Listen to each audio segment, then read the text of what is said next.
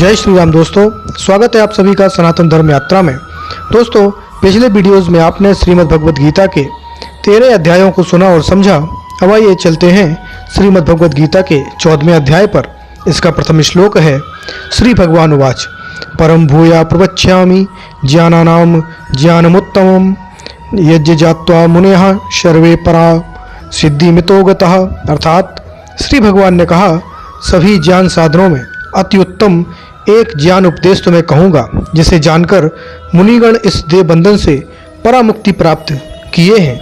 उसके बाद दूसरा श्लोक है, इदम ज्ञान मुपाश्रित्य मम साधमर्ग्यमागतः सर्वे अपि नोपजान्यते प्रलयनाभ्यथन्ति चाह। अर्थात इस ज्ञान का आश्रय कर मुनिगण मेरे सारूप्य धर्म को प्राप्त कर सृष्टि काल में जन्म ग्रहण नहीं करते तथा प्रलय काल में मृत्यु यंत्रता भी भोग नहीं करते हैं। उसके बाद तीसरा श्लोक है, ममियोनि महद् ब्रह्म तस्मिन् गर्भम दधाम्यहम शंभवा सर्वभूतानां ततो भवति भारत। अर्थात हे भारत, महत् ब्रह्म रूपी प्रकृति मेरी योनि अर्थात गर्भाधान स्थान है, उसमें मैं तथस्थ प्रभाव रूप जीव यानी बीज का आधान करता हूँ, उससे ही समस्त जीवों का जन्म होता है। उसके बाद चौथा श्लोक है, सर्वयोनिषि कौन्तेय मूर्त्या संभवन्ति यः तासां ब्रह्म मैदो निरहम बीज प्रदपितः। अर्थात हे कुंती नंदन, देव पशु इत्यादि समस्त योनियों में जो शरीर उत्पन्न होते हैं, महत ब्रह्म अर्थात प्रकृति उनकी योनि अर्थात जननी स्वरूपा है और मैं बीज आधान करता पिता स्वरूप हूँ। उसके बाद पांचवा श्लोक है, सतत्वम रजस्तम इति गुणा प्रकृति संभवा निबधंती महाबाहो देहे देहिम मभ्यम। अर्थात हे महाबाहो, प्रकृति से उत्पन्न सत्व रज और तम ये तीन गुण शरीर में अवस्थित निर्विकार देही अर्थात जीव को बांधते हैं। उसके बाद छठवां श्लोक है, तत्र सत्वम निर्मलत्वात् प्रकाशमन मायनम सुख संज्ञेन बंधनाति ज्ञान संज्ञेन चानघ। अर्थात हे निष्पाप, उन तीनों गुणों में निर्मल होने के कारण प्रकाशक और दोष रहित शांत सत्वगुण ज्ञान सुख के संग द्वारा जीव को आबद्ध करता है। उसके बाद सातवां श्लोक है, रजोरागत्मक विद्धि तृष्णा संग समद्वम तानि बंधनाति कौन्तेय कर्म संज्ञेन देहिनम। अर्थात हे कुंती पुत्र, रजोगुण को रागात्मक और विषयों की अभिलाषा तथा आसक्ति से उत्पन्न जानो। वह रजोगुण कर्म की आसक्ति द्वारा जीव को बांधता है। उसके बाद आठवां श्लोक है, तमस्तु ज्ञानजम विद्धि मोहम सर्वदेही नाम प्रमादल्य निद्रा भी अस्ति तिन्न बधनाति भारत।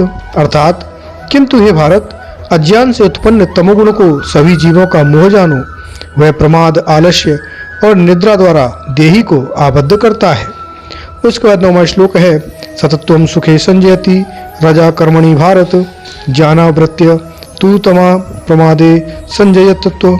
अर्थात हे भारत, सत्वगुण सुख में तथा रजोगुण कर्म में आसक्त करता है, किंतु तमोगुण ज्ञान को आच्छन्न कर मनोयोग हीनता से संयुक्त करता है।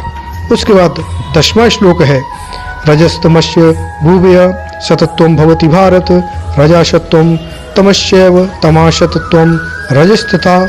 अर्थात हे भारत, रजोगुण और तमोगुण को पराभूत सत्वगुण उत्पन्न होता है। इसी प्रकार सत्व और तमोगुण को पराभूत कर रजोगुण एवं सत्व तथा रजोगुण को पराभूत कर तमोगुण उत्पन्न होता है।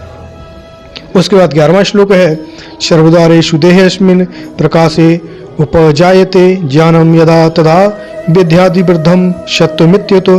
अर्थात जिस समय इस देह में कर्ण नासिका आदि ज्ञानेंद्रियों के द्वार में विषय के स्वरूप प्रकाश रूप का ज्ञान उदय होता है, उस समय ऐसा जानना चाहिए कि सत्वगुण की वृद्धि हुई है और सुख प्रकाश चिन्ह द्वारा भी सत्वगुण की वृद्धि को जानना चाहिए।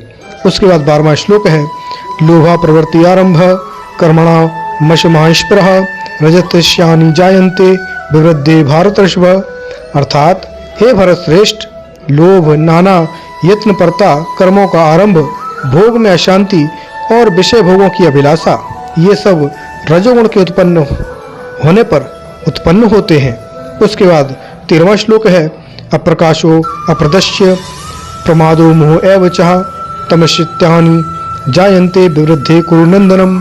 अर्थात हे कुरुनंदन, विवेक का अभाव, प्रतिहीनता, अमनस्कता, मिथ्या, अभिनिवेश आदि ये सब तमोगुण की वृद्धि होने पर उत्पन्न होते हैं। उसके बाद 14वां श्लोक है, यदा सत्त्वे प्रवृद्धे तु प्रलयं याति देहभृत तदोत्तमिदाम लोकान मलान प्रतिपद्यते। अर्थात और जब कोई सत्वगुण की वृद्धि होने पर शरीर छोड़ता है तो वह हिरण्यगर्भ आदि के उपासकों के सुखप्रद रजोगुण और तमोगुण से रहित लोकों को प्राप्त करता है। तो दोस्तों, यहाँ पर श्रीमद् भगवद गीता के 14वें अध्याय के 14 श्लोक समाप्त हो जाते हैं।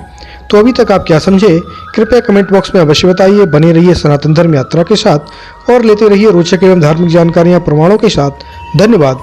जय श्री राम।